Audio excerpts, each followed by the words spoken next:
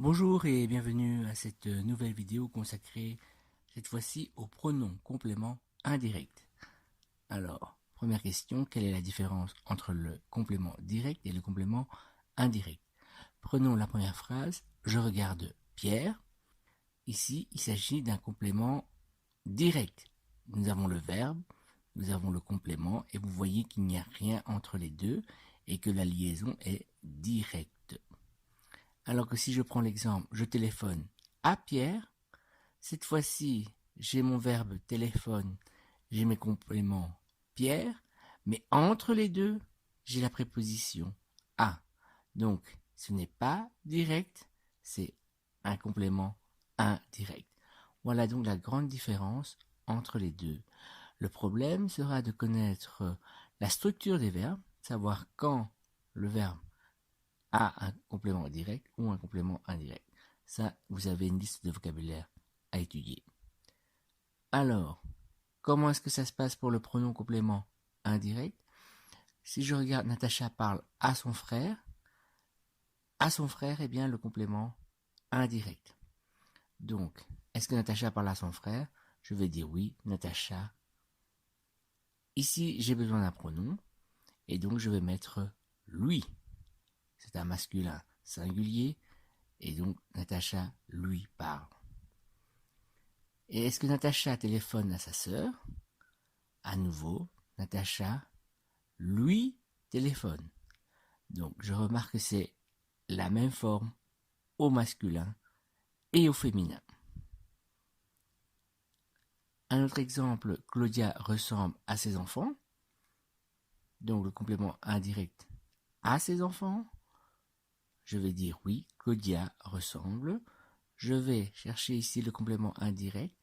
Et comme c'est un mot pluriel, je vais dire leur. Donc, est-ce que Claudia ressemble à ses enfants? Oui, Claudia leur ressemble. Est-ce que Claudia ment à ses filles? Ici, nous avons un mot féminin pluriel et je vais quand même dire Claudia leur ment. Donc, nous avons la forme leur au masculin pluriel, leur au féminin pluriel. Donc, tout simplement, terminons avec la place du pronom. Quand le verbe est simple, ou bien le verbe est composé, ou le dernier verbe est un infinitif.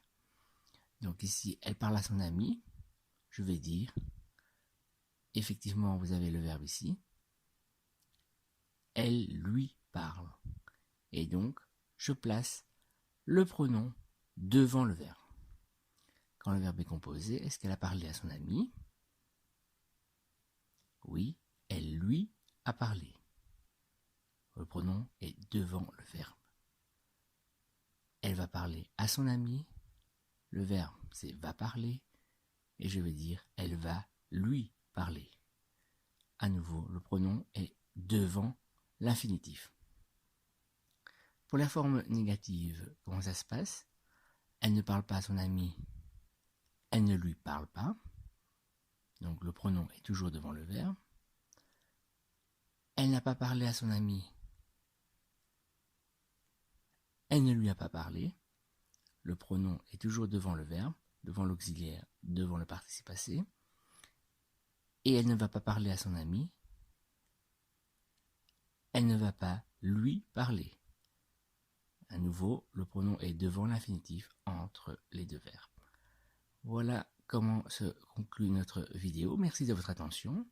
Je vous invite à mettre un pouce à la vidéo, à vous abonner à ma chaîne et à faire un exercice pour bien vérifier que vous avez bien compris.